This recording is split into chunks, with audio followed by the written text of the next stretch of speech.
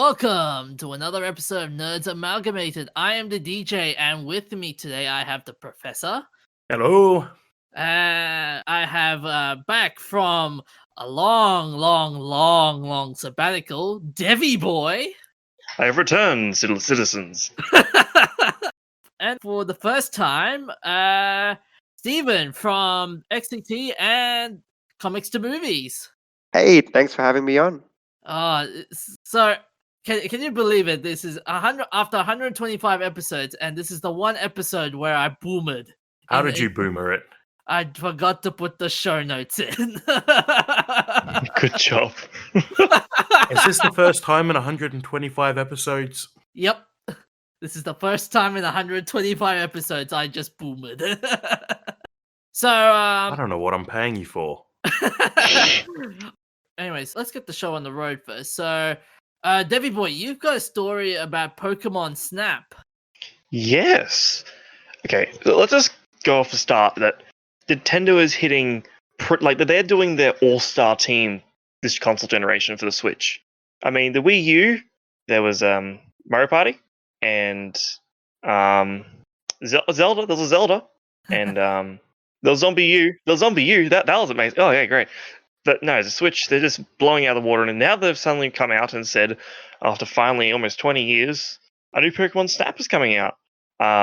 So that, it's just a revealed trailer. There's not much info around. Apparently, there's going to be more diverse array of Pokemon and environments, as you expect for a game, from this current generation. But can we just for a second just focus on the insane idea Pokemon Snap is? Because you go back to mid-90s. And Pokemon's coming out, it's a hive, it's storm right now, and people are like, oh my god, Pokemon game, they should make one for the Nintendo 64, oh, the graphics be made, 3D, polygons, and I don't know how it happened, but someone up at Nintendo was like, hey, how about no, but yes? Instead, let's just have so the kids have to take photos of Pokemon. Who cares about the RPG element? Yeah. But I mean, they went down that line, they brought it out, and I mean, everyone's been begging. It's become a cult classic in itself. It's like that weird Pokemon game in the Pokemon franchises off to the left that everyone wants to play but can't get access to. So it's great news that they're coming back with, I think it's a remake. They haven't really revealed, as I said, it's just an announcement trailer. There isn't much information out there. Everything's quite sparse. So I think it's probably more, it's not really a remake, it's more a reimagining, I say. An update. Okay. But it looks like it's going to get a bit dark. That Magikarp got straight up yoinked by that video. I mean, okay, in the original game, you could do things like throw apples at a Charizard and make him fall in lava. True. I mean, it had some dark humor here and there. You can throw Pokemon... I forgot the name. Please don't kill me. I'm sorry.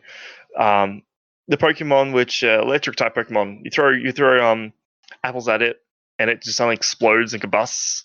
And Voltorb. That's it. Yeah. Yep. Straight up Pokemon murder. Yeah. It's like, hey That's kids. like going out and shooting a lion so you can get a nice photo. Well, you should be able to, I guess, yeah, but at the same time you're throwing candy at it. So, I mean... See, that's interesting, though. They're bringing back an IP that has been dead for a long time and sort of mutating it a bit. Yeah, I mean, that's the thing, because Nintendo, obviously in the last couple of generations, since they're doing a different approach now, because obviously before, the older games, they were released on the Virtual Console, but, I mean, they don't have that anymore. Well, they got the paid subscription little drip feed, but not how it used to be. So it seems like the current approach is just to take old game IPs and remake them, which, I mean, I'm not going to complain. Especially for Pokemon Snap, considering how it was such a I love Pokemon Snap, but if that's not evident yet, I love it. It's just such a casual game. You plop it on, a couple of minutes, enjoy it, and you turn it off. It's just a really easy one to play. But what was it? Literally the Wii U was the month or the week or something. It's so long ago, I can't hardly remember it. But it was about to die. The Switch just came out, the Wii U platform, okay, and it was yep, it's all over. It's all over, man. They released Pokemon Snap, literally, when everyone's jumping ship to the Switch, to release it on the Virtual Console for the Wii U. So everyone's like, "What are you doing, Nintendo?" But no.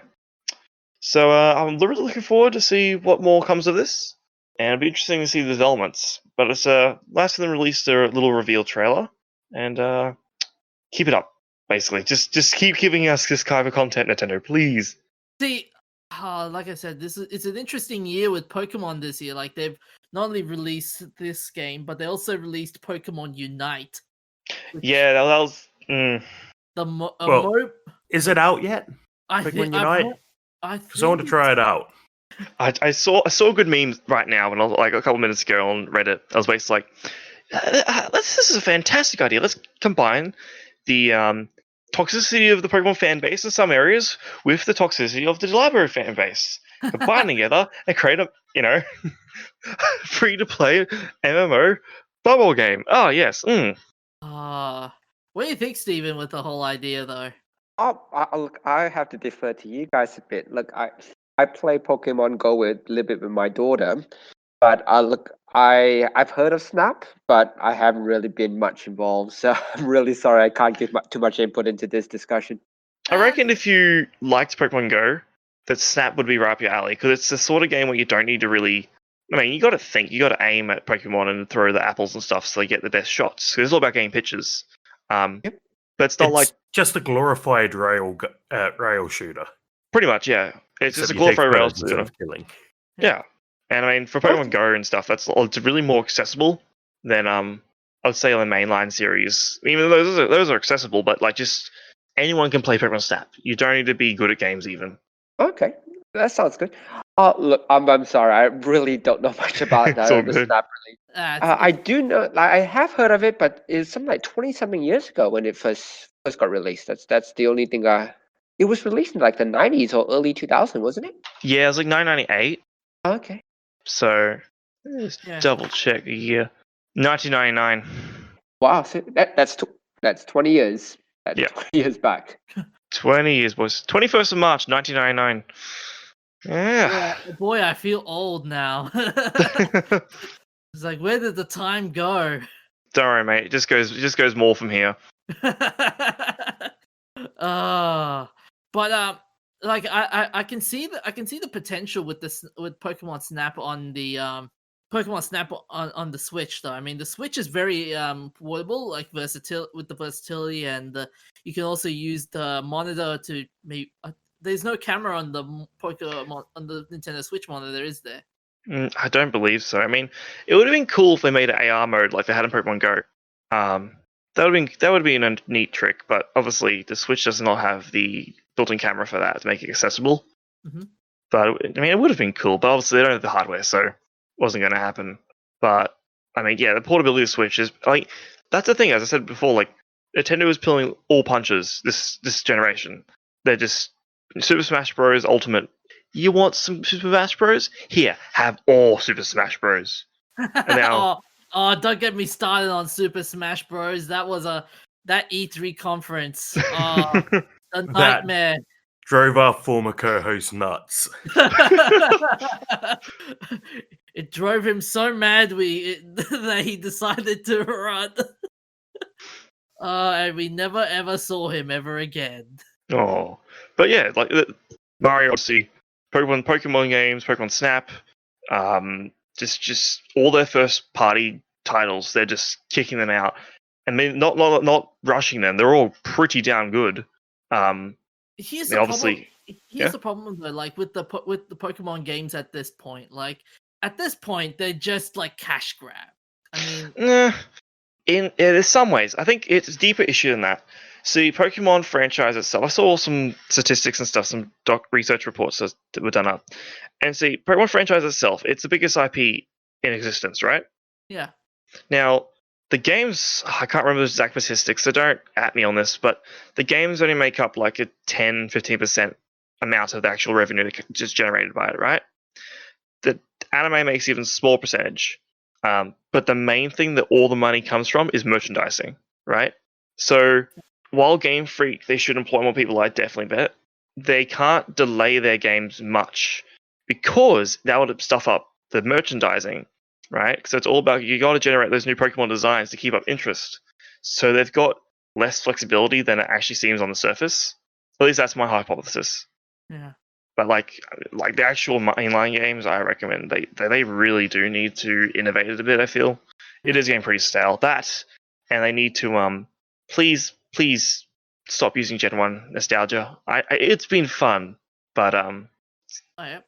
Gen 4, please, can I have some Sinnoh? Don't you want another Charmander? Hey guys, it's Charizard. You know Charizard, right? It's Charizard. Yeah. I see. Stephen has something to say about the merchandise there.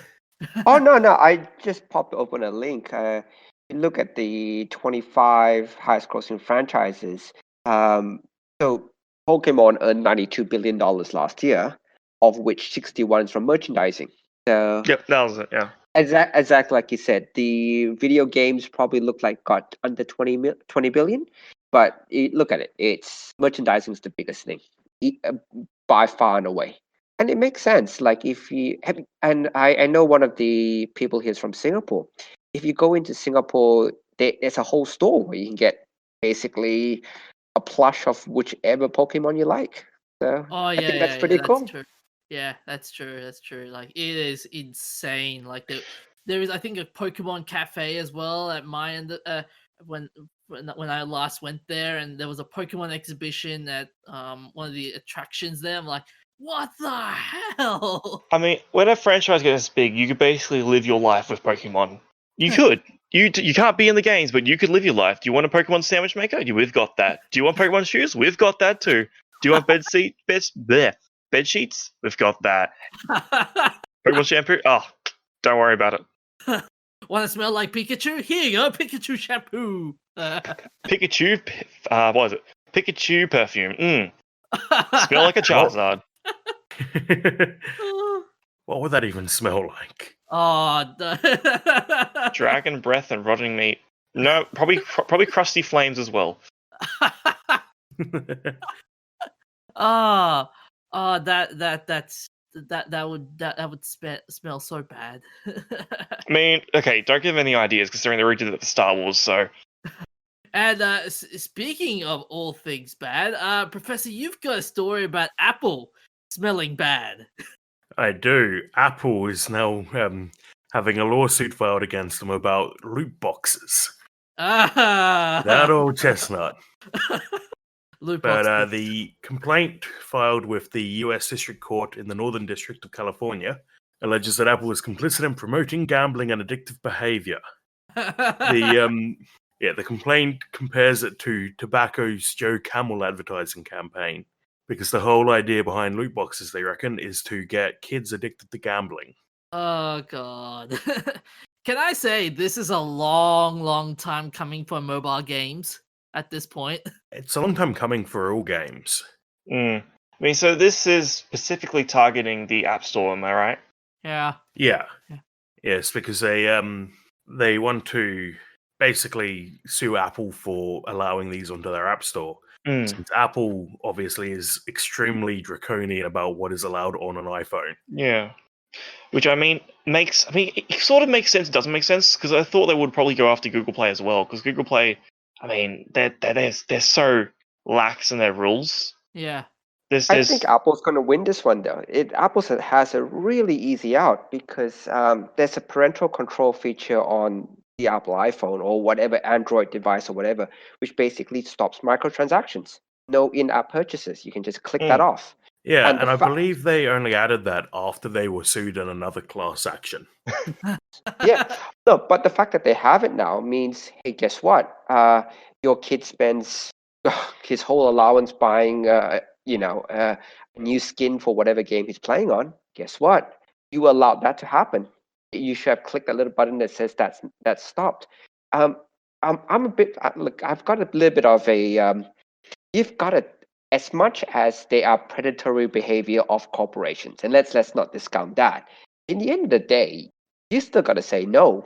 And if your kid is not in a position to say no, and look, I've got a daughter, and I know for a fact if I let her run wild with an iTunes card, it's going to get spent, that same day.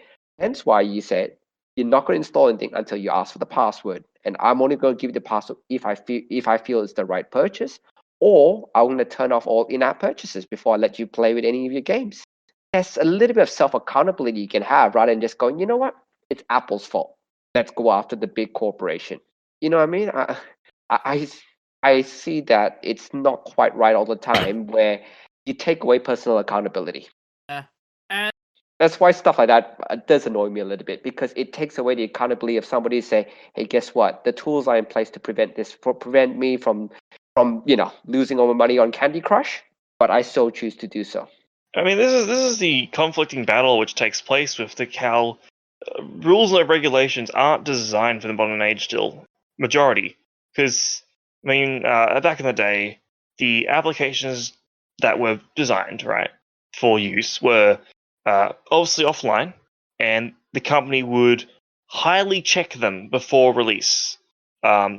Especially with old game console manufacturers, not Atari, but Nintendo was notorious for their brutal practices and making sure quality products get through until they decide not to. A little bit into Nintendo NES's life. But like these days, because of that, just the amount of products that constantly keep being released, platforms, especially, I mean, this is what YouTube faced a while ago. Different thing to the predatory practices of loot boxes, but people uploading the music and full videos and movies and stuff to YouTube, and obviously the corporation's like, hey, what are you doing here? So that's when they brought in the content ID system, which, I mean, for all its faults, it stopped them from being lawsuits in the ground. And, I mean, actually, a more relevant one of YouTube and if there's predatory practices of parents and stuff, it'd be how they just got fined over COPA. Because of now, every single YouTube video, when you upload it, has the, is this made for children? Is it not made for children? oh yeah, I remember that. So, I mean, that way, I guess the accountability, because if you give the child an iPad, they're just going to watch constantly on the iPad, and whatever rabbit hole they go down, it's going to be some rabbit hole. So I don't know. I feel it's half and half. I feel the corporation definitely has responsibility. I think Apple definitely is in the wrong for allowing these things on the App Store. Considering, I mean, you can have predatory. I mean, I hate loot boxes in general, but companies will put them in.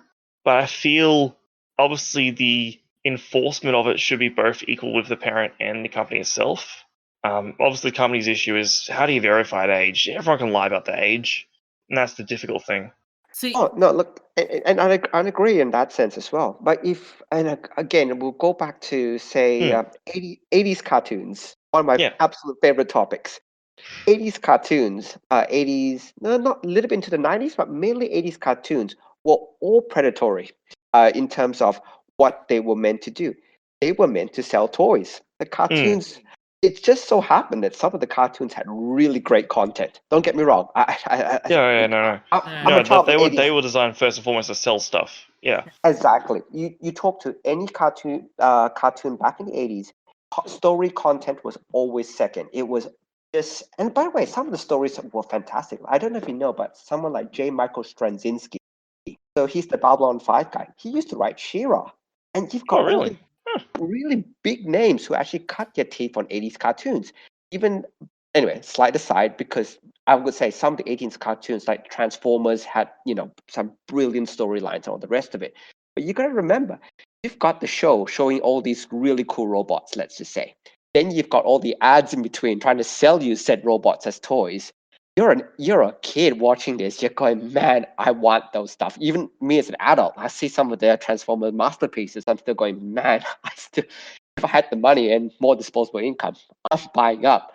But you got to remember, that was the only purpose of all those cartoons and all the rest was to sell toys. And it just so happened that some of the really good 80s cartoon also just happened to have good content that has transcended, generations and all the rest of it. But on the whole, that wasn't the purpose. It was, hey, look, can we get just enough out to entice the kids to buy stuff? And I suppose that's where now the digital age has come through, where all these microtransactions, loot boxes, buying extra lives on Candy Crush and all the rest of it, it's morphed into something different. So it's not like this is totally new. Don't get me wrong. The tech has changed, the platform has changed, but the concept hasn't. It's basically still saying, what's the best way we can market? I'm going to give you the game for free, damn it, I'm going to recruit my cost from the game from you somehow.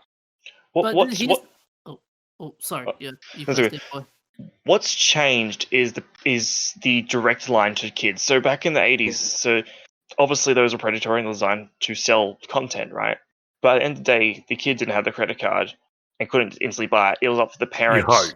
to. Well, yeah, God, little 5-year-old Tommy's running around with his credit card at the shopping, the downtown mall. Oh, what's going on there? I'll just take 2 Optimus Primes, please, and No, Timmy, don't do it. No, Timmy, no. But like the parent was in between the kid and the company, right? And at the end of the day, they would hopefully make the end decision on whether or not to get something. These days, though, because of you can throw the kid the iPad, you got your login details already in there. The kid, there's no that barrier. Like it's either if the kid's in there and the parents are like, oh, it's free, yeah, okay, I'll download that. But if like your credit card's already set up in there to automatically work, you know how you can set up in Android. I don't know about Apple. I haven't used Apple phones, so I can't. I'm pretty sure it would be. yeah, you can set up for auto.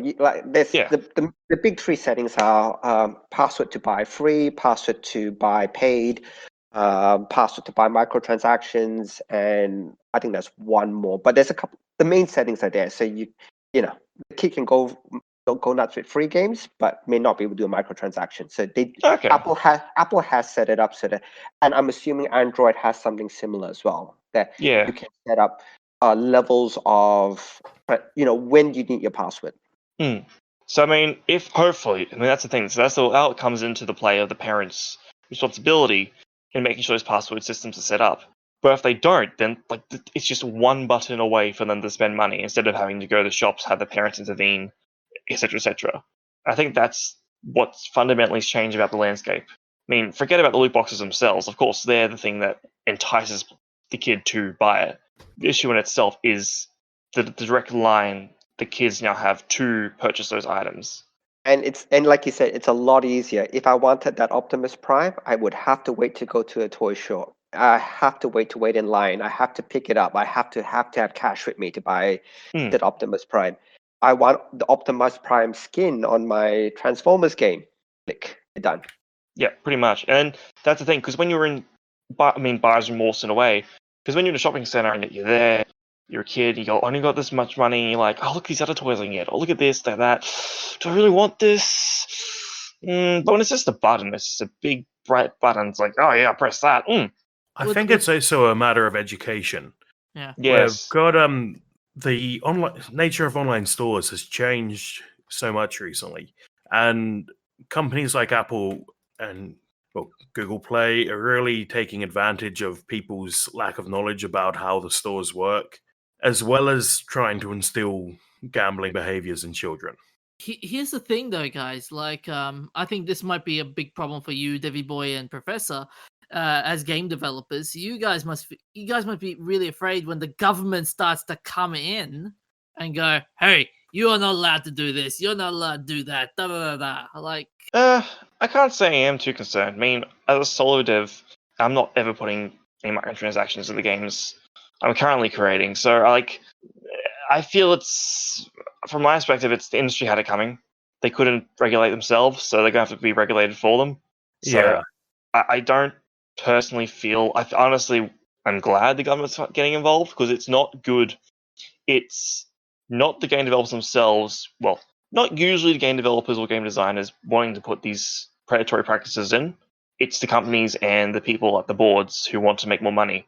yeah. And by doing that, it usually overrides the design principles that the game designers were wanting to do for the game.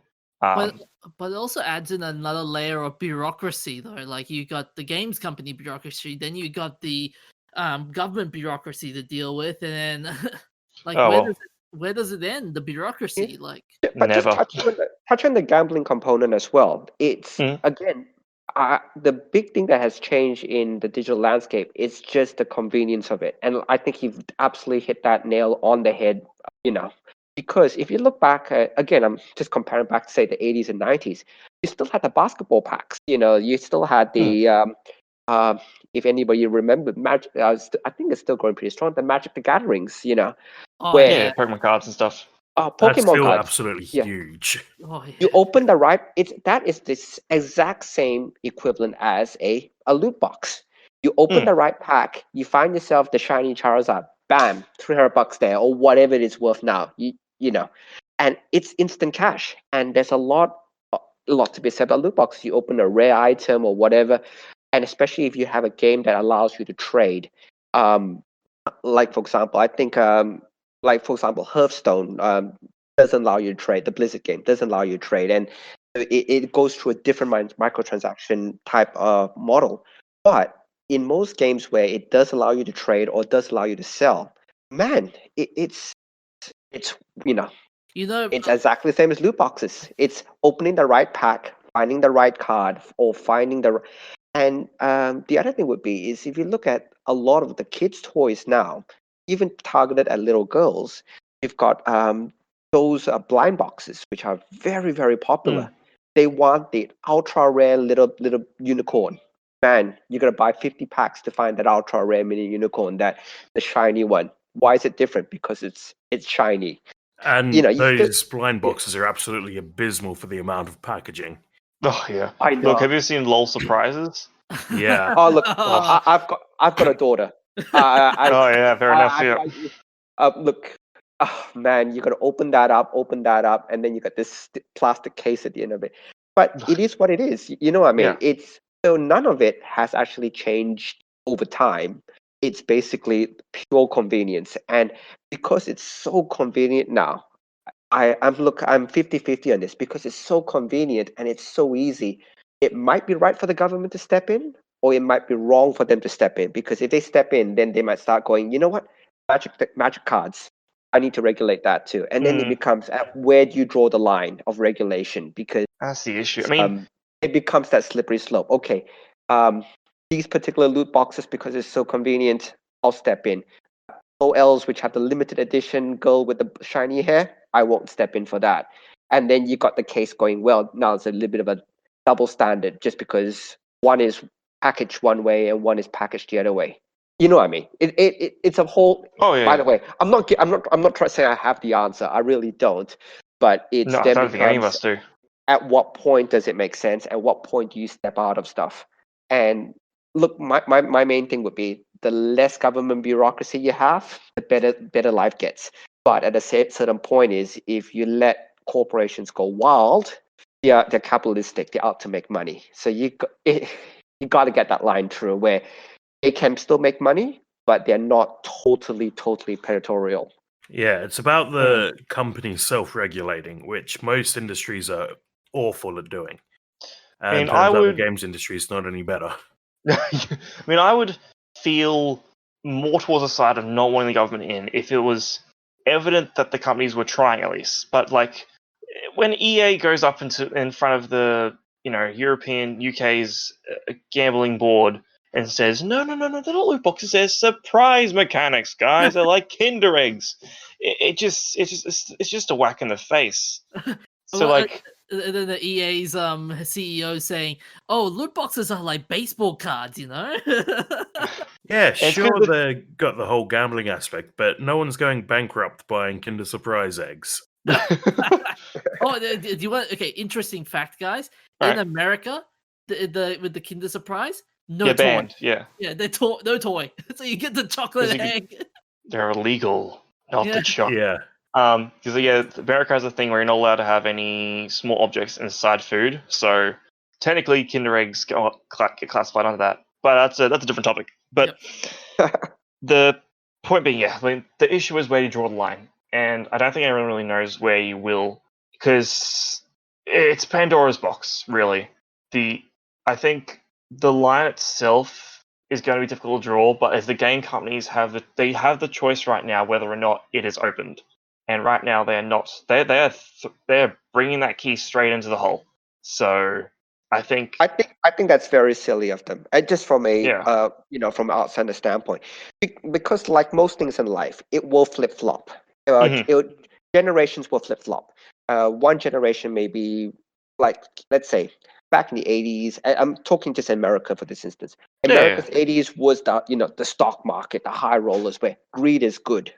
Quoting Gordon Gekko, that had that whole mentality. Now it's shifted a little bit more where, you know what, lives matter. And in most cases, as generations move through, that particular line that you're talking about will shift left and right. And it's human nature. And as generations go through, people want to be different from the generation before. So that's why that line will keep moving back and forth.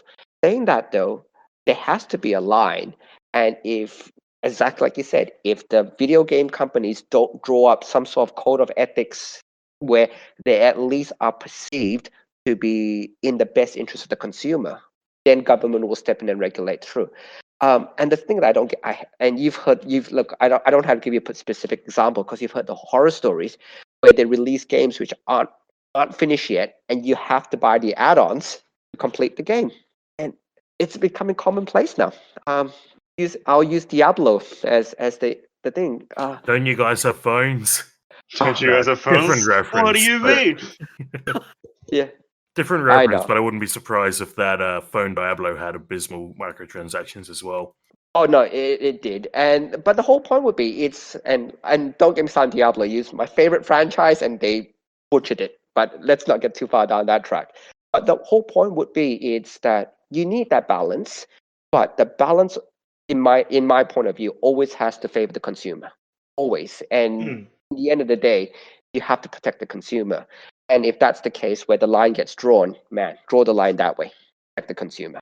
That's why, but to be fair, I don't have the answers. I just can't. I've just got an opinion, which, good or bad, it is what it is. Yeah, I think. I mean, I don't know.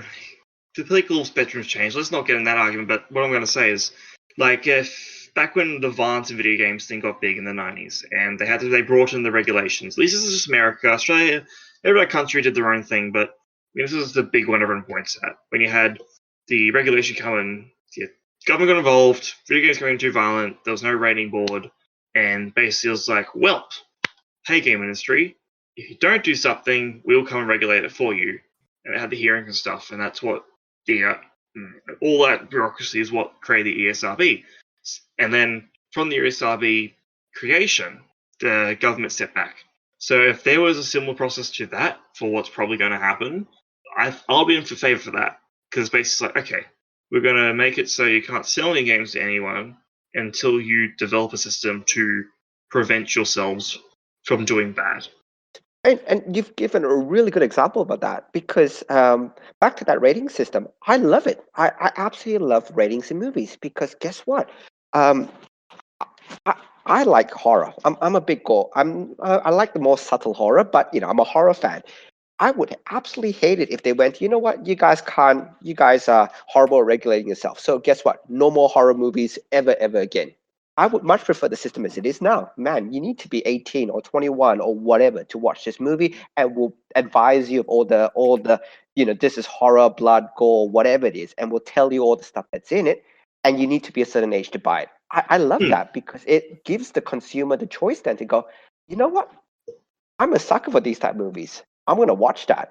But it also prevents the people who, let's face it, a 12-year-old kid would love to watch some movies out there which they shouldn't watch. It prevents them, who can't make a moral judgment yet, to watch those things. Instead of saying no to everybody, it's, hey, let's get a system in place where it's fair, or it's a fair system for everybody. Yeah, that's the thing, because, they have done something, I guess. The issue with the ESRB, it works really well, but it is regulated by big AAA companies. So they have to bend the will of them somehow. So, they did an update where it said if a game has in-app, what was it? I can't remember exactly, but they changed the titling to say game may include microtransaction stuff inside the tag listing now. It's a little bit, but it's just not there yet. It needs more, because the point being, if there's a very easy way to see that this game includes loot boxes, it doesn't need to be a big sticker, but if it's part of the rating itself that says this game includes loot boxes, right? Covers the and that should be enough. Yeah, it covers the ass of the game company, because they want to add loot boxes, go right ahead. But it's there, you can see it, you know what you're getting yourself into. If you're blind and don't want to read it, then it's your own fault. And I think that's probably the best middle ground. I actually reckon we should go a step further, and there's something China does, and it's very rare that I'll say we should do what China does. But in China, you have to submit basically the loot table for your loot boxes and reveal the odds. I think anything gambling should have to reveal the odds, so you can't be conned into. I like that. Yeah. Yeah. So like, there's a little sheet that basically every single game comes with.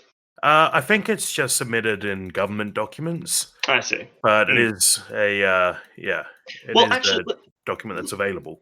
Let's build on that. Instead of making part of the ESRB rating, make a new rating, right? Just a small one. You can bind them both together, but basically based off the percentage win rate that that table brings up, right? You can have different categories. So you have this game contains loot boxes of color green, which means pretty simple, not too predatory, just a bit of fun. They have yellow where it's like, then red where it's then black where it's like, this game is seriously addictive. Watch out. You have a low chance of winning. Now, that could hurt sales, and it might, but that should force game companies to think more respectively of their player base. Yeah, that would be an interesting idea. I'm not sure of the implementation details.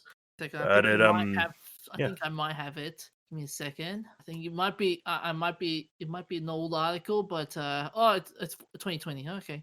2020. Wow, that was so long ago. But so final thoughts before we move on, because this is a good discussion, and we could have a big episode about this. Lootboxes, the podcast. Lootboxes, the dangers and blessings of society. And I'll just end with Diablo 3 on that. If you guys remember Diablo 3, it came in with an auction house.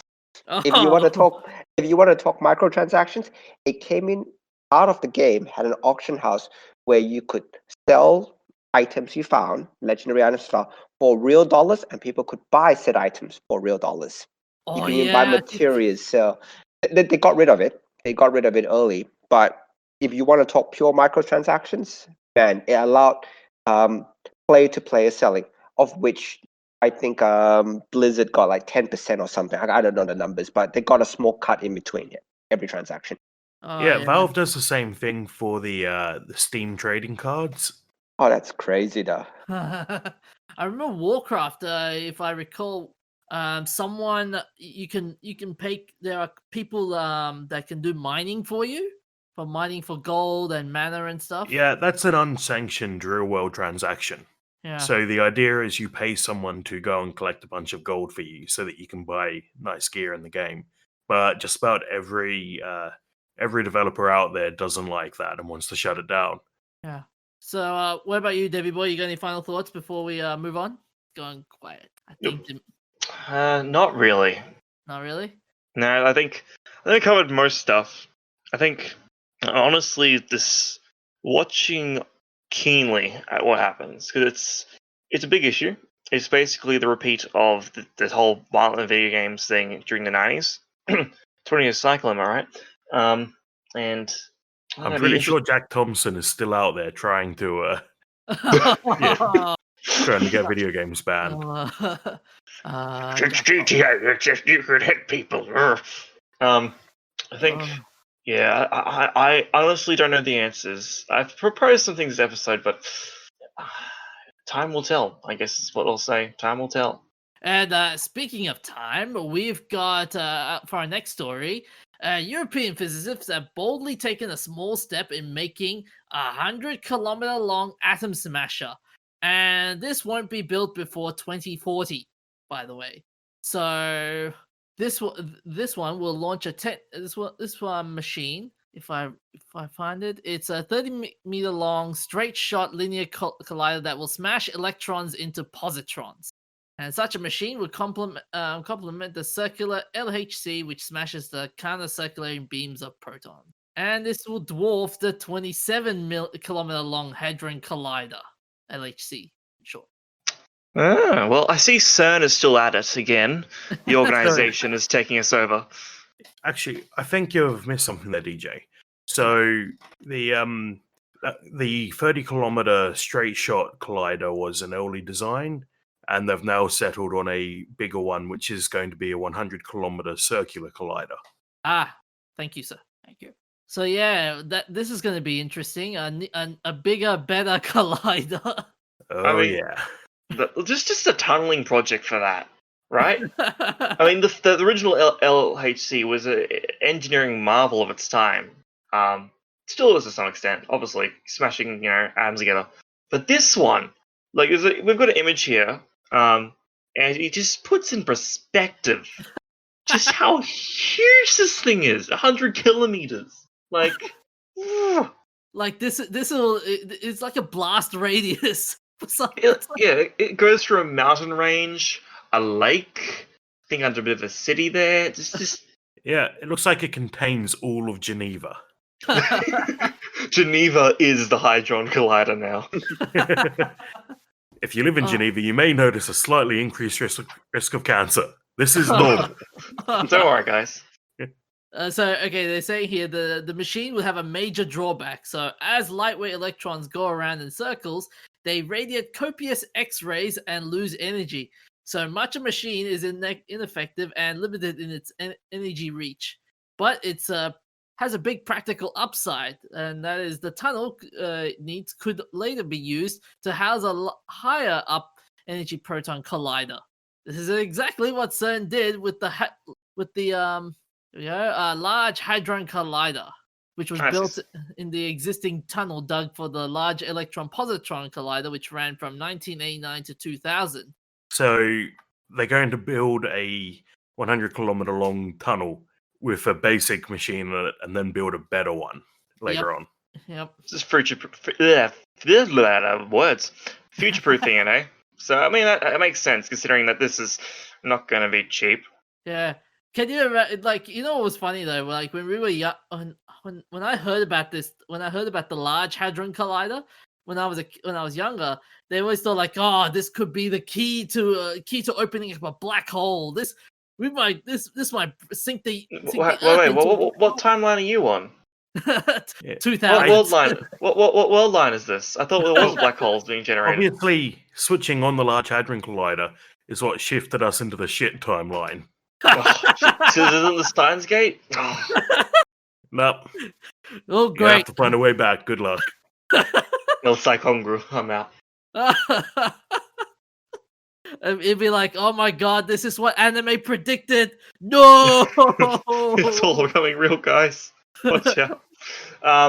Back into the reality, but yeah, I mean, the Large Hadron, the current collider before this new one gets built, it's still.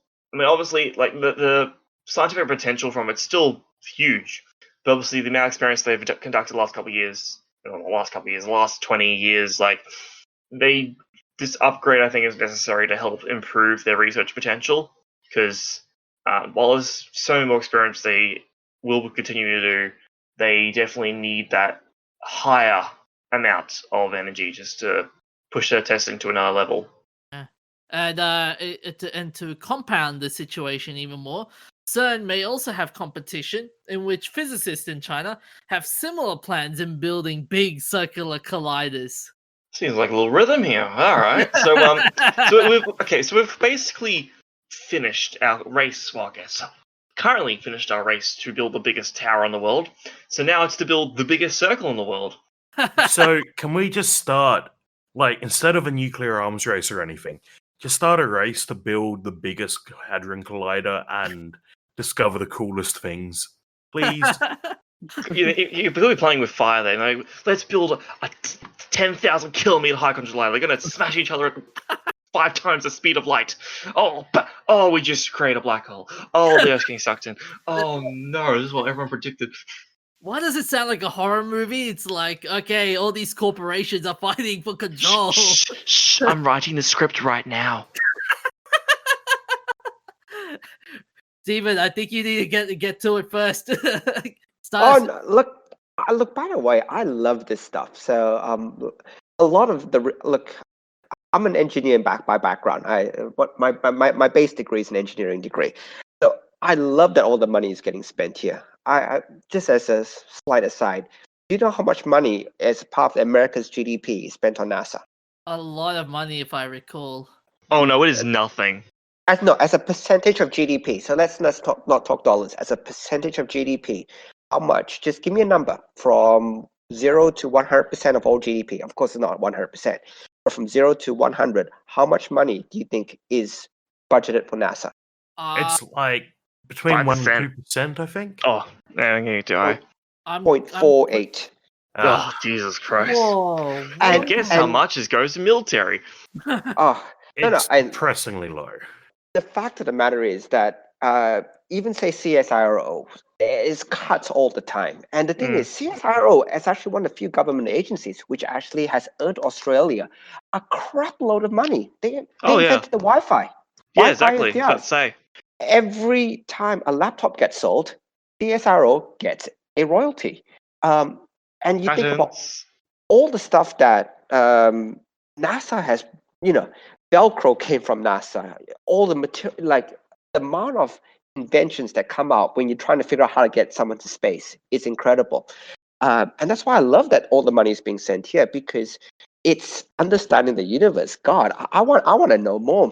Black hole be damned. Just tell me what you find out before we all get sucked in. Like that's why I find it fascinating, because for what we know nothing. We're Jon Snow. Yeah. We're the Jon Snow of the universe. We think we know something, but we really don't. And the fact of the matter is, this is the only way to find out. And that's why, man, if China wants to arms race this, Steven? And he's died. He got too excited. He's been sucked into a black hole. It's happening, guys. Run. Run for it. You can't run faster than the speed of light.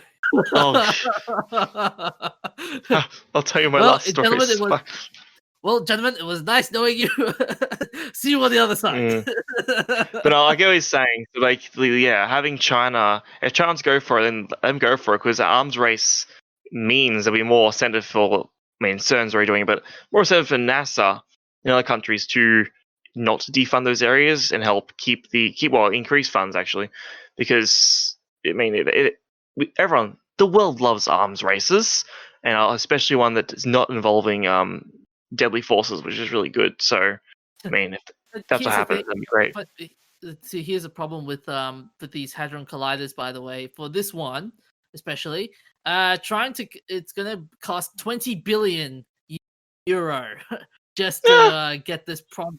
Can you imagine convincing your governments, convincing the European governments, like, hey, give us $20 billion? Considering the size and scale of this and the potential research benefits, I can see that being an alright deal. Obviously, 20 billion is a lot, but this is no small project. This warrants that price tag. But can you imagine, if we get something from the from this, how would you see the future? You reckon we'll be like, thank God, we'll get it out of coal technology. It's better. This stuff is to do with understanding material substances. So I'm not a physicist. I'm a game developer, so I don't really know what will come out of it, to be honest. Yeah. There's no black holes, please. But apart from that, understanding the universe more and stuff, that's key. That's always a great thing, especially for physicists and testing theories and stuff.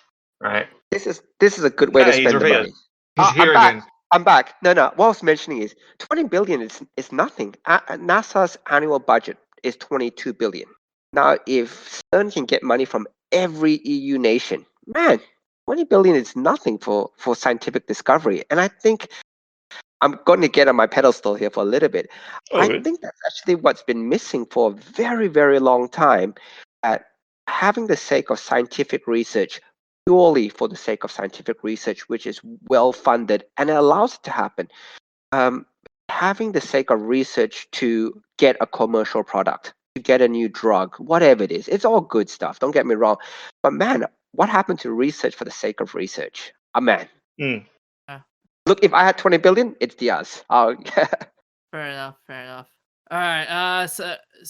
So in speaking of the hope for the future, to our final topic for tonight, Dark Horse Comics is coming out with a Cyberpunk 2077 comic book series called Cyberpunk 2077 Trauma Team. So this comic, so the name implies, would appear to focus on Trauma Team International, which is a known faction in the world of Cyberpunk 2077 that is effectively a combination of paramedics and PMCs. So this comic series is written by Cullen Bunn, with art by Miguel Valderrama and colors by Jason Wardy.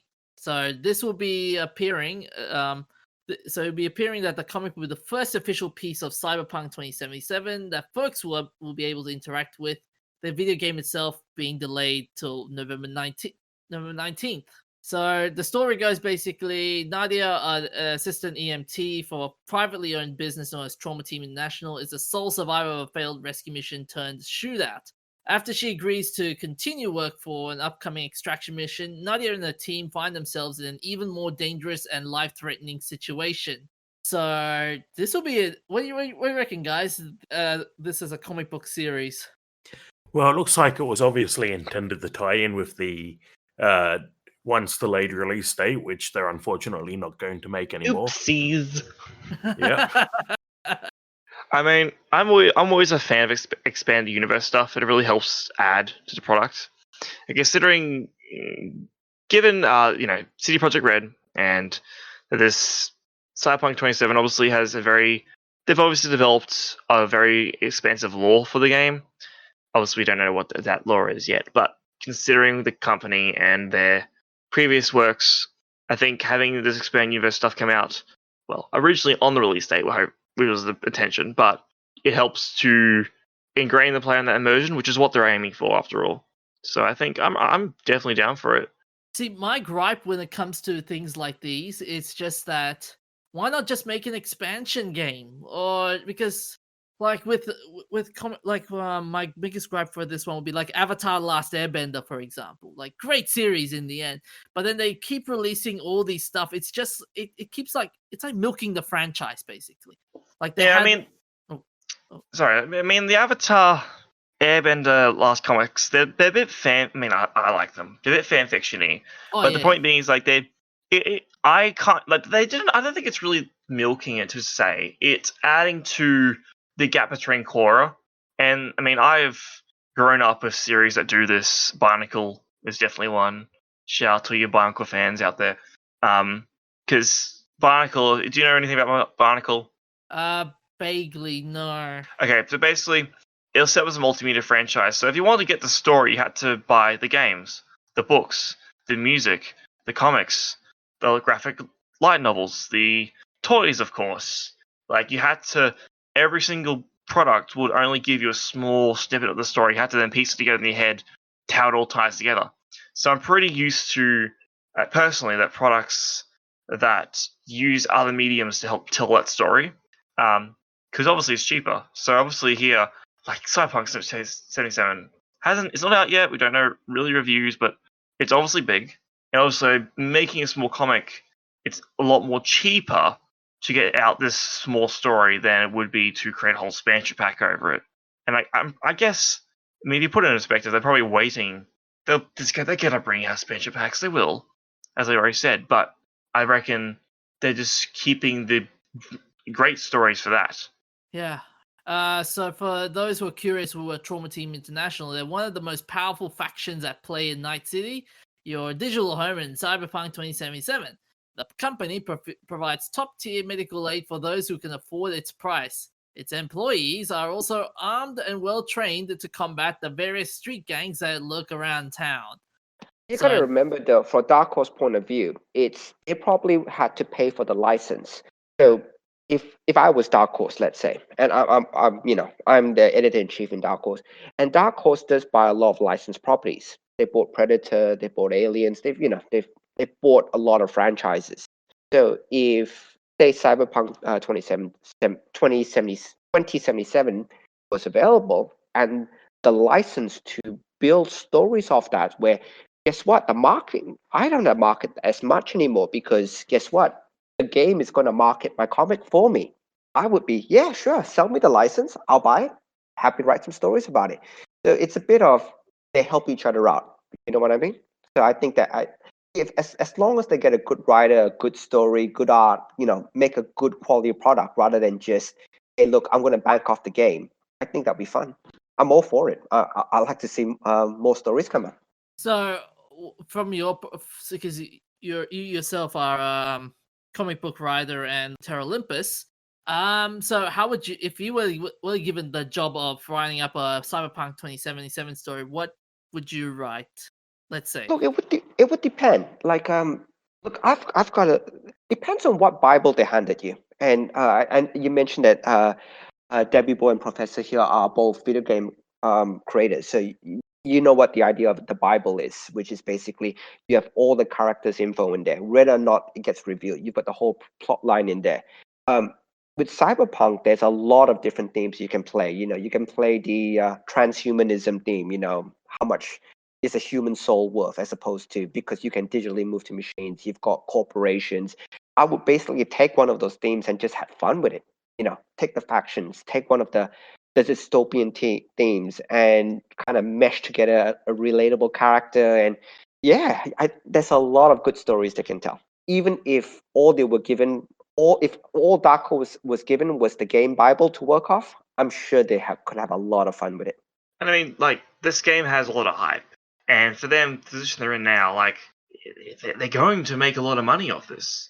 And it's not a bad thing, of course, because they've built up this world, there's a story, and it just makes perfect sense for them, as well as from a narrative point of view, as well as a business point of view, to do this, because it is such a perfect opportunity to help bring players into this world, and especially those that perhaps don't have the money to buy into the actual game itself.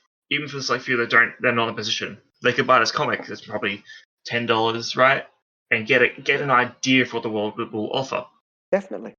And back onto your Avatar comment. I'm sorry, I'm a big. I love Korra, not as much, but I look, the Last Airbender was still one of my favorite series. Yes, someone agrees with me. I've met a lot of friends. I've got some friends. They say Korra is better than Korra is better. No, it's so. We could have an argument. No, I think Korra is a little bit low. It's not the fault of the creators. It's the fault of Nickelodeon being Nickelodeon. But I reckon they're even. But continue on. Sorry. Oh no! I'm happy to hear. The main thing would be, and those Dark Horse comics that came afterwards, they actually had a lot of blessing from the original producers. And the one thing I did like about it is it lets you fill in the gaps, which the story never touched on. What happened to his mum? Because you remember, a lot of the plot points in the Last Airbender had to deal with their parents. So you've got the main antagonist, Zuko's dad. The main what happened to her is Zuko's mom.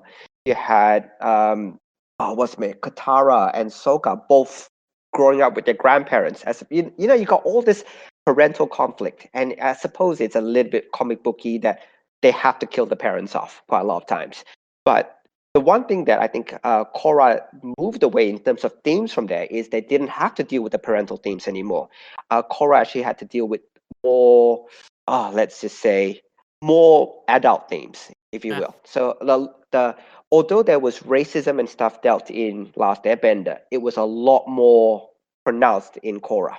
So, and in Korra, you got to see a lot more depression as well. Like, I think if you're listening to this and you haven't watched it yet, this isn't a big spoiler, but there's the whole Korra depression arc, which I think they did really well. But it being a kid's cartoon, where the characters are literally kids, you can't talk about depression with that. Nickelodeon, I'm really surprised, actually let Korra get depressed. And I think that was actually a bigger shock than the whole, the ambiguous ending. In case people haven't seen it, I won't touch on that point between basically Korra and another main character. That one, I knew, 50-50 on that. But talking about Korra's depression, man, that's a bold move by Nickelodeon to let that one through. What do you think, Deviboy? Since I know you like Korra better, but that's a bold move, the whole depression part. You don't see that in kids' cartoons. No, definitely not. Yeah, I agree with you there. I mean, Korra has its like has some flaws, but they did make like some angles like really well, like the whole Korra going through the part that she was poisoned and the whole episode. Yeah, I like Korra. I like Avatar Last Bender more, but Korra, I look past its flaws because the flaws are there definitely. Like it is, season 3 was unnecessary, and the rest of the show just doesn't flow well because they kept being told, "Okay, guys, we're gonna make one season. Okay, we're giving you the money to make now another season, and just one more, no more. Okay, actually, we can do one more. You can do one more now." Like they never could plan it out like the original show, but they truly went in and explored some new concepts, which I thought was really good of them, and especially some more darker concepts. But yeah, I think but that's what the benefit of those in between Dark Horse comics was, that it helped bridge that gap. Which Yeah. I mean, it's not enough content to make a full show from, but it's enough to make a really good comic series. See, Of course. see, but then here's one that's one successful like franchise that's been going on with the comics and stuff. But then there are others. There are like with games tying in with comics. The Assassin's Creed comics, for example, like most of them are just like, okay, we're just gonna fill a little detail there and a little detail from there as well. Like I think it's the love, and I think that's the big one. If a company buys a license, write Predator, to write Aliens, to write Avatar, to write whatever, you gotta put somebody there who's in it for the love, who actually loves the franchise. And I think where a lot of things get caught, and I think that's where there's a lot of anger, even in the Marvel DC universe right now, where there are certain writers out there who, when if you read their work, and I do read quite a lot of these works, you can tell they don't love the character or they don't understand the character. They've got this really cool license to work with, and they butcher it. They absolutely. I'll give the one that really ended it for me. For J. Michael Straczynski is one of my absolute favorite writers. He did Babylon 5. If you ever watched it, it's one of the most well thought out sci-fi series that I can think of. I absolutely loved it. They got him to do the Spider-Man run, and he did a huge run on Spider-Man where it was I consider it one of the best Spider-Man runs, because he dealt with if you ever read Spider-Man, a lot of his villains are animal related. There's Rhino, Vulture, whatever, and he digs deep into that whole mythology of how come half of Scorpion, how come half of Spider-Man villains are animal related, and it digs into that. And even Kraven the Hunter, why do you have a hunter hunting, a spider, hunting animals, and it digs into that. Peter Parker becomes a teacher, which I thought was a fantastic storyline. But what happened then was an editorial decision came through, basically saying to J. Michael Straczynski, we don't like this Peter where he's an adult, where he's happy with Mary Jane. We don't want that. We want Peter to be this young, carefree guy dating a new girl every couple of episodes. And so, I'm serious. And so what Peter did was he then made a deal with the devil, the Marvel devil, Mephisto, basically annul the marriage, for his memory, wipe everybody's head, and then restart again. And he starts dating. He's young again. He's dating models. He's dating whatever. And Mary Jane is now just a friend. So saying that though, that type of decision kills the character. And you had this character that is beloved. You had the run that's beloved. Like if you ever go on, check out the best Spider-Man runs, his run always pops up, except for the ending, because his ending was an editorial decision. And how that ties back into the original question was, a lot of these licenses, if you get somebody who loves the license, who loves the characters, who loves everything through, you get really good stories. The moment you start just milking the license to put a story out, you kill it. Imagine a Predator story or an Alien story where, they decide to bake a cake or something, silly. You're going, man, that destroys the core character. Predators hunt, predators kill other things, You're making one a pacemaker. Nah, not interested. You've got to love the character. You've got to love the franchise. And I think that's where 2070, when the new Cyberpunk game comes out, if you get a writer who absolutely loves the game, a good example would be, say, Witcher, the latest, Henry Cavill, if I remember right. He loved the game, And if you ever watch the Netflix series, you can tell how much fun he's having being the Witcher, being Geralt. Yep, even that bathtub scene, when you see it live action and compare it to the game, it's like, wow, the illusion is perfect. But you can see Henry, the actor, because he's played he freely admits he's played the game like 10 times over. You can see him actually enjoying himself. You can see it's The Witcher, it's B grade, it's cheesy, but god damn it, it's so fun because the character has so much fun in it. Anyway, so in the interest of time, we should move on. So final thoughts before we move on. Would you Yeah, guys can't wait for it. Can't wait for it. You, Professor? Yeah, I also would be interested to know how much it ties into the plot of the game. Is it a standalone story or is it a prequel? Like, is it going to become prequel or follow up? From what I'm seeing, it sounds like a standalone. Okay. Yeah, it sounds like a standalone game. Like, I don't think it will affect V's progress or anything like that. And so the first issue of it will be released on September the 9th. So it's like, start saving money. Anyway, so Steven, you gonna get the game or get the comic or? I'll definitely check it out. I've gone all digital with comics nowadays because I've got an iPad. I just buy from Comicsology when there's the sales on, or I buy the humble bundles where they sell you 100 issues for like $5. I just wait for those, and I'm just waiting for that to come through. Fair enough. Okay. Anyway, so moving on.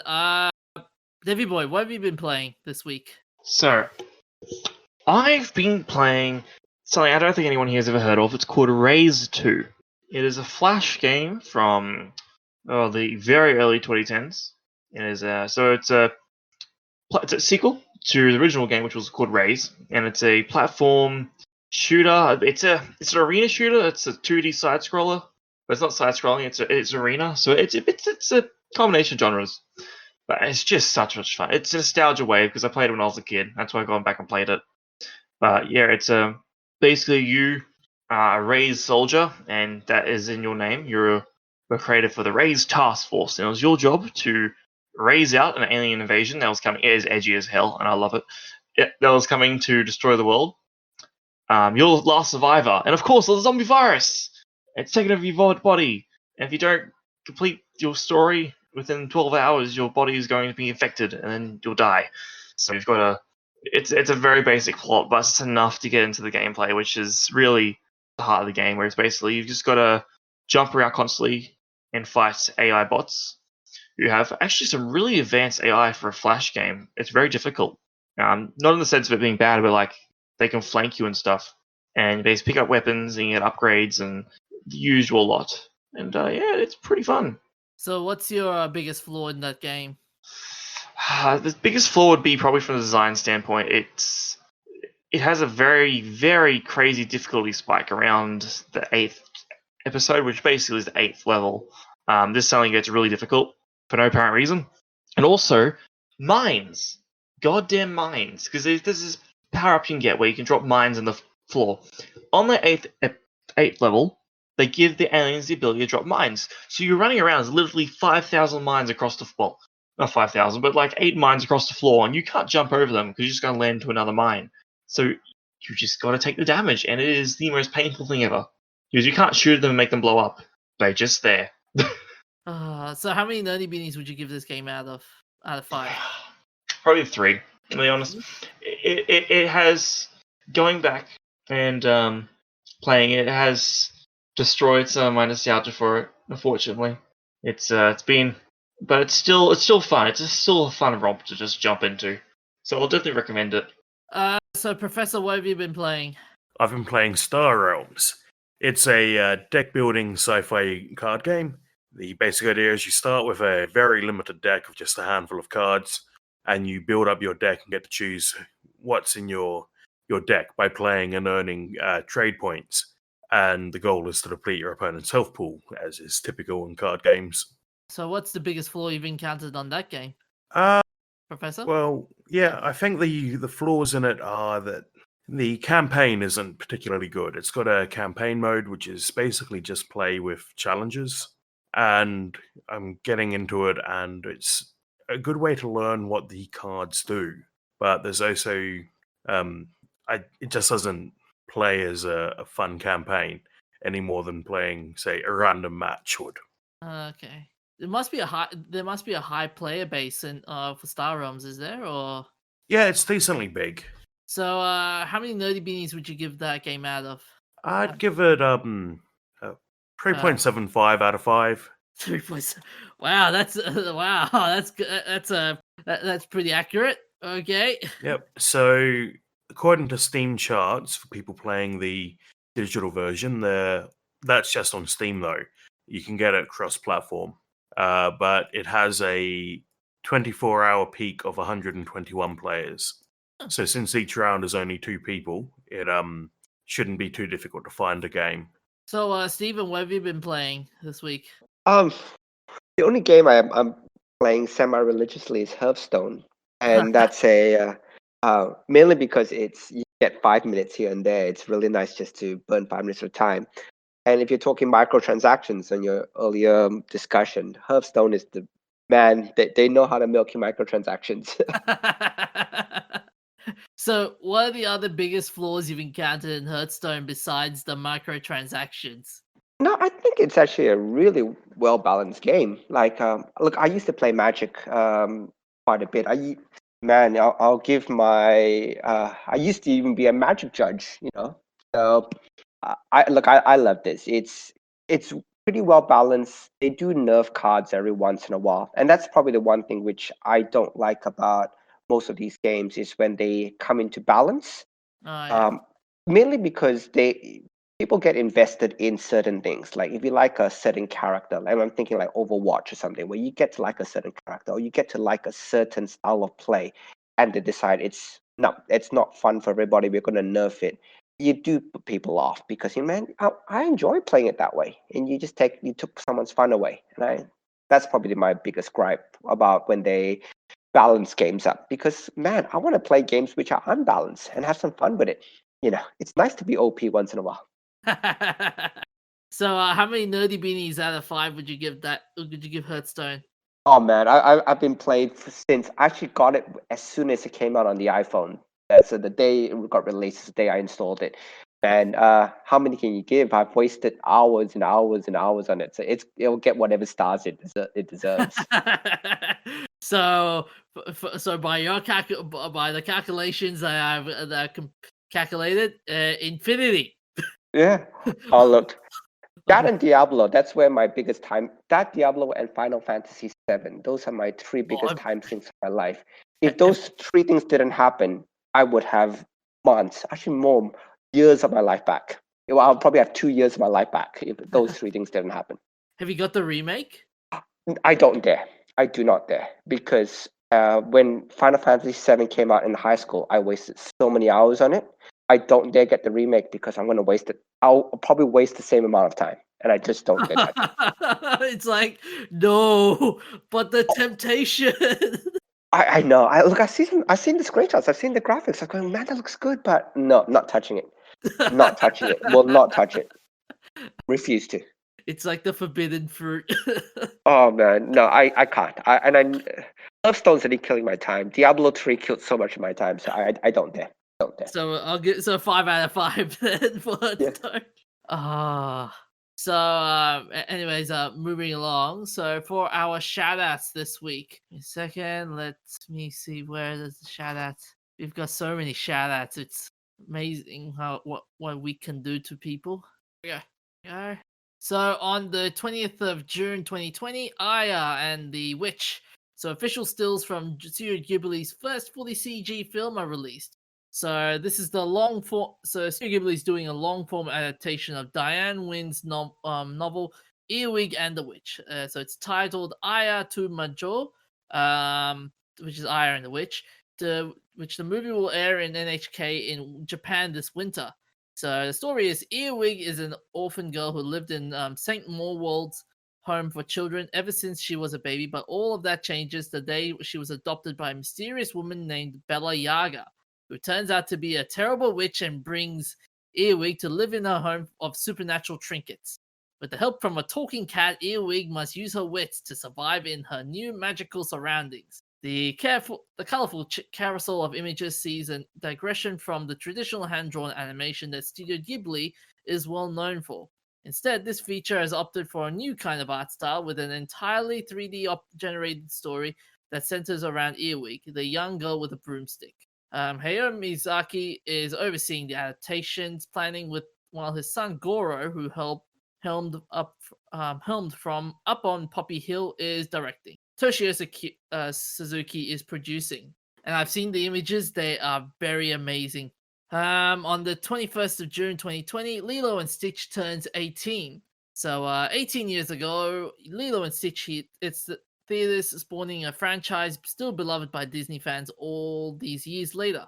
After grossing $273.1 million at the box office for Walt Disney Animation, the fan-favorite animated feature went on to introduce three more movies and a TV series. A year after its release, the Stitch-centric Stitch, the movie, hits theaters, and 2 years after that, Lilo and Stitch 2, Stitch Has a Glitch, that made its way to the masses. The franchise then ended with Leroy and Stitch and Lilo and Stitch the series both set sail in 2006. More recently, however, new reports have surfaced that say Disney Plus is now developing a hybrid live-action CGI remake for the platform. Anyone? I take it you're not gonna like it. Why?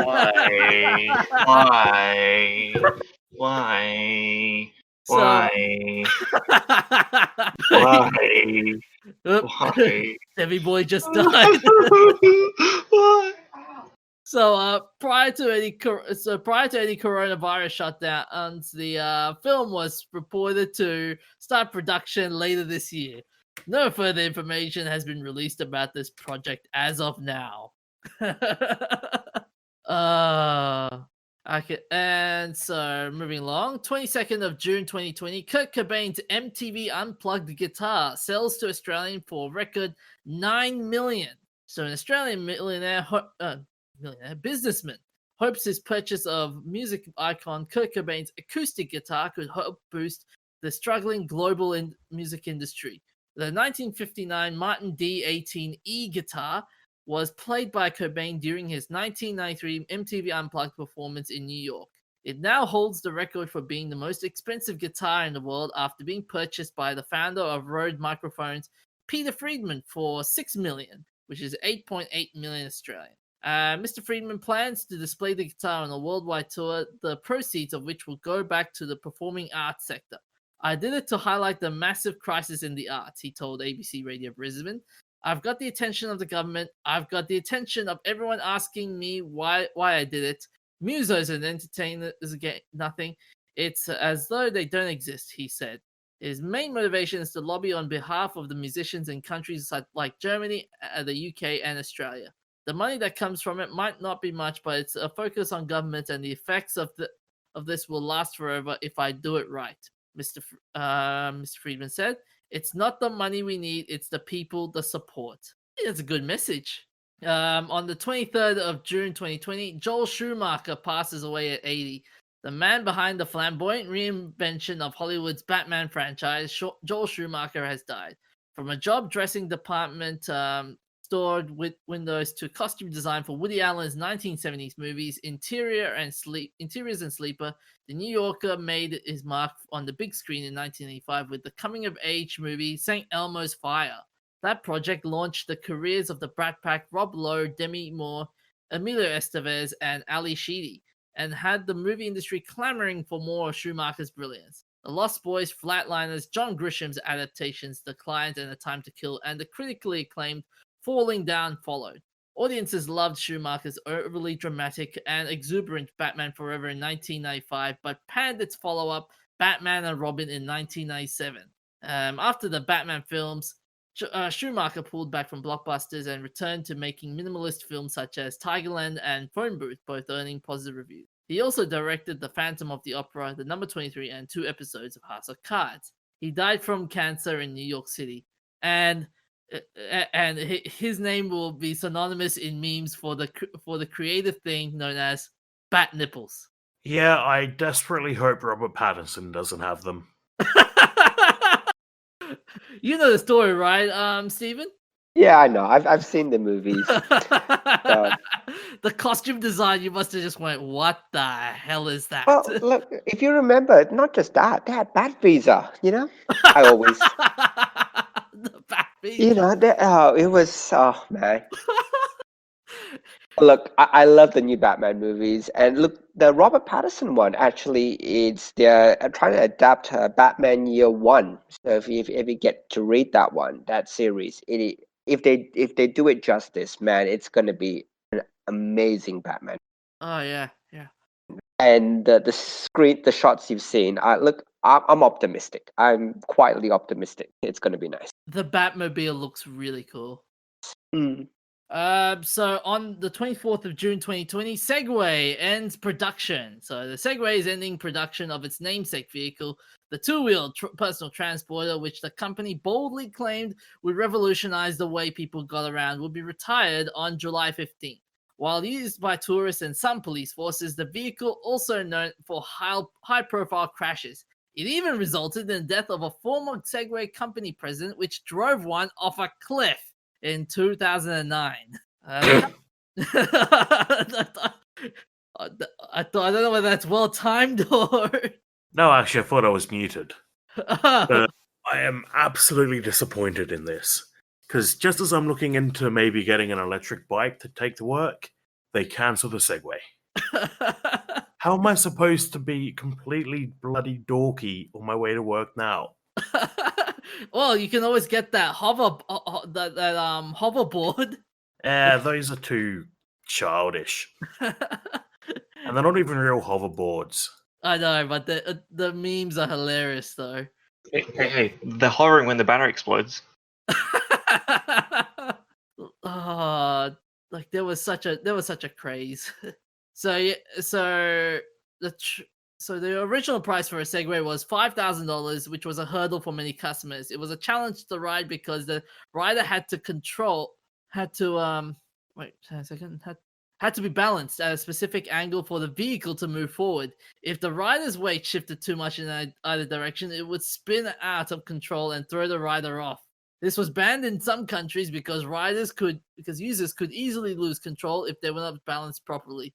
In 2017, Segway got into the scooter business just as the light, inexpensive, and easy-to-ride two-wheelers took over urban streets. It came after decades of high-profile falls, viral videos, and even the death of the former company founder. Okay, why are people saying that's so hard? Because I've been to a museum once, a science museum, years ago now. Kind of been too long after Segways became a thing, and they had a Segway obstacle course. And it wasn't that hard to ride. Are you serious? Yeah. I think it's just because of like they said, the falls. How many people fall off from them? Stay safe, wear your helmet. Now, I think that looks like I'm gonna take that one off the bucket list now to ride a Segway. So on the 23rd of June 2020, Deus Ex turns 20. So if a game came out today that depicted a world ravaged by a viral outbreak, dehumanized by capitalism, in the throes of mass public riots, gripped by anti-government sentiment, and witnessing the progressive breakdown of American society amid the release of China as an autonomous superpower, you might think it is too on the nose. 20 years, however, it was simply the setting of a radical and somehow prophetic video game called Deus Ex. Keep in mind, in Deus Ex, they didn't include the Twin Towers, the World Trade Center. And they said in the plot it was taken out by a terrorist attack. Now, the reason they didn't include it was probably because the computers couldn't handle it. That was the main reason, yeah. Yeah, a very on-the-nose explanation. Oopsies. Its sprawling world with philosophical questions, conflicted morality, deep characters, and all the ingredients that would make an instant classic. Its character customization system and resulting player freedom is still imitated today. Its success spawned a lukewarm sequel in 2003 with Invisible War, and then successful revival with the prequel Human Revolution, and its own sequel in 2016, Mankind Divided. Its original game is fondly remembered in the PC gaming communities with the meme, every time you mention it, someone will install it. And 7 years after its release, Deus Ex served as the basis for one of the most impressive mods of its generation known as the Nameless mod. So you've tried that before, Professor? No, I haven't. I actually haven't played Deus Ex. Ah. Yeah, So, it's one that I keep meaning to get around to, but it's passed me by so far. Fair enough. Steven, you played it? No, I haven't. Fair enough. So reflecting on the original Deus Ex revered place in PC gaming history, Scott Martin, one of the 3 programmers, said, "I feel honored and privileged to have worked on the game," he said, "and happy that so many people still remember it fondly after all this time."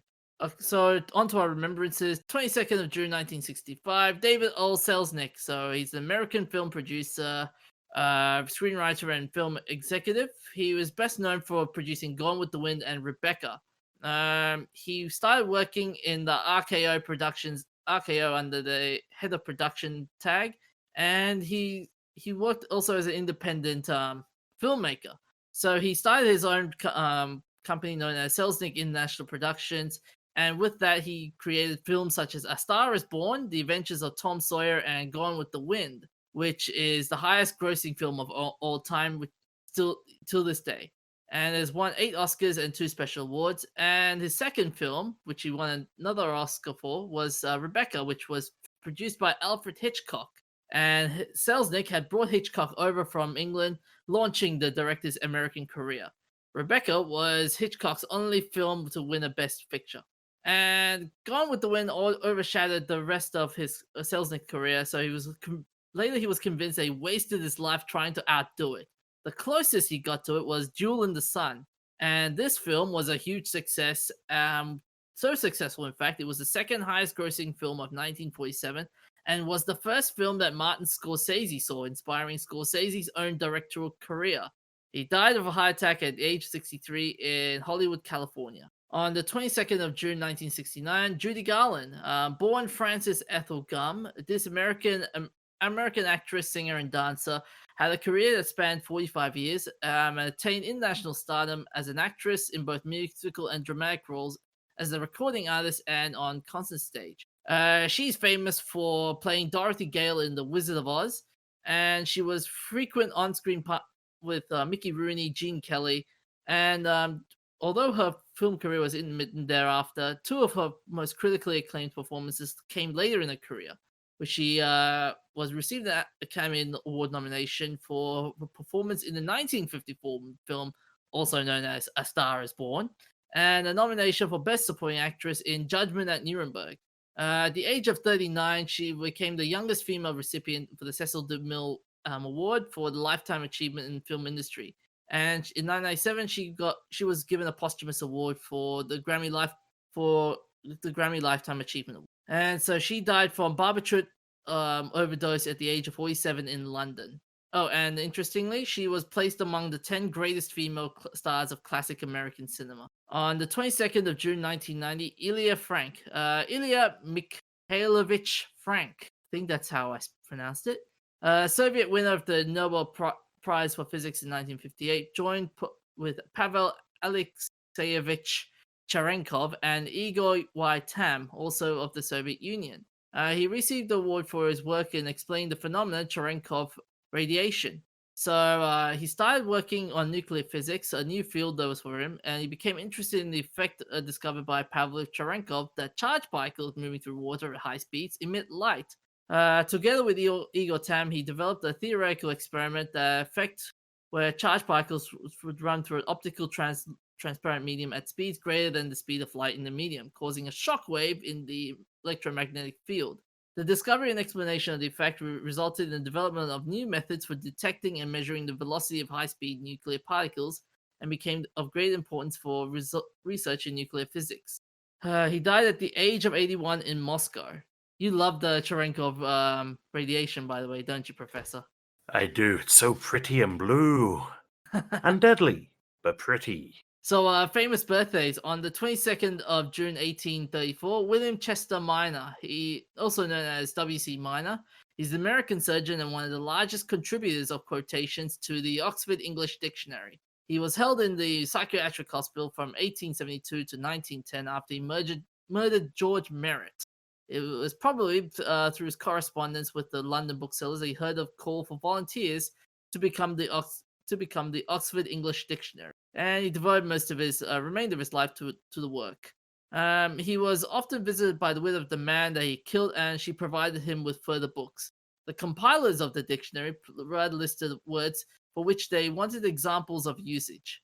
It was many years before the Oxford English Dictionary's editor, Dr. James Murray, learned Miner's background history and visited him in January 1981. In 1899, Murray paid compliment to Miner's enormous contribution to the dictionary, stating, "We could easily illustrate the last 4 centuries from his quotations alone.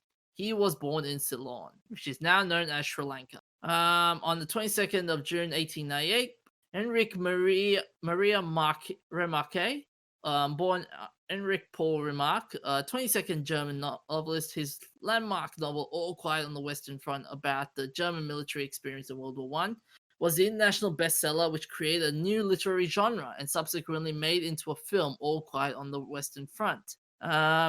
Remarque was... I was going to say, on the publication of it, it became an international bestseller and a landmark work in the 20th century literature. Remarque continued to write about the German experience after World War I. His next novel, Three Comrades, spans the years of the Weimar Republic from the hyperinflation of 1923 to the end of the decade. His next work, the Arc of Triumph, was the first published in 1945 in English, and the next year as Arc de Triomphe, in German as Arc de Triomphe. And his final novel, Shadows in Paradise, was published as well. He was born in Osnabrück, German Empire. On the 22nd of June 1899, Richard Gurley Drew, he was the guy who invented sellotape. And his first invention, which was an adhesive along its edges but not its middle, on its first run, it fell off the car, and the frustrated auto painter growled at Drew, saying, "Take this back to the Scotch bosses of yours and tell them to put more adhesive on it." By Scotch, he meant cheap. The name stuck to both Drew's improved masking tape and to the 1930 invention, Scotch brand sellotape. It became so successful that this was the beginning of 3M's diversification of all manner of marketplaces and helped them flourish. He was born in St. Paul, Minnesota. On the 22nd of June 1958, Bruce Campbell was born. Bruce Lorne Campbell, American actor, voice actor, producer. One of the best-known roles of Ash Williams in Sam Raimi's Evil Dead franchise, beginning with the 1978 short film Within the Woods. He starred in many budget cult films such as Maniac Cop, Sundown, The Vampire in Retreat, and Baba Hotep. He's also a voice actor in games and animation. And he's also a writer, in which he wrote an autobiography called If Chins Could Kill, A Confession of a B-Movie Actor. He was born in Royal Oak, Michigan. And finally, on our events of interest, 22nd of June 1633, the Holy Office in Rome forces Galileo to recant his view that the sun, not the earth, is the center of the universe in the form he presented it after heated controversy. And, oh man, he was tortured while being... interrogated, and he was found guilty with the 3 parts. Galileo was found vehemently suspected of heresy, namely for having the opinions that the sun lies motionless at the center and the earth is not the center. He was sentenced to a formal imprisonment at the pleasure of the Inquisition. This was commuted to house arrest, and his offending dialogue was banned, and in action not announced at the trial, publication of any of his works was forbidden, including any he might write in the future. On the 22nd of June 1978, Stephen, you might like this one. So End of the World came into the theaters in Colombia. So on this day in 1978 in Colombia, End of the World served up yet one apocalyptic-themed sci-fi thriller. It featured Christopher Lee in a dual role and Sue Lyon, and here's the premise. After witnessing a man's death in a bizarre accident, Father Pogados goes out on a spiritual retreat where he encounters his alien double bent on world conquest. And for no apparent reason, the French distributors cut the movie down to 1 hour and 15 minutes, so its French theatrical cut. So Christopher Lee said that he was tricked into making this movie, to the point where he thought that other famous actors would be involved. But it turned out as a complete lie, and this film appropriately was called End of the World. And finally, on the 22nd of June 1978, Charon, the first Pluto satellite is to be discovered, was first seen at the United States Naval Observatory by James W. Christie. So he's been examining highly magnified images of Pluto on photographic plates taken with the telescope 2 months prior. He noticed a slight elongation appeared periodically. So after confirmation through searching through archives of Pluto's images taken years before, he's found out that he found out that it was the first known moon of Pluto, and the name initially was S1978P1, according to then recently instituted convention. But Christie first suggested the name Charon as a scientifically sounding version of his wife Charlene's nickname Cha.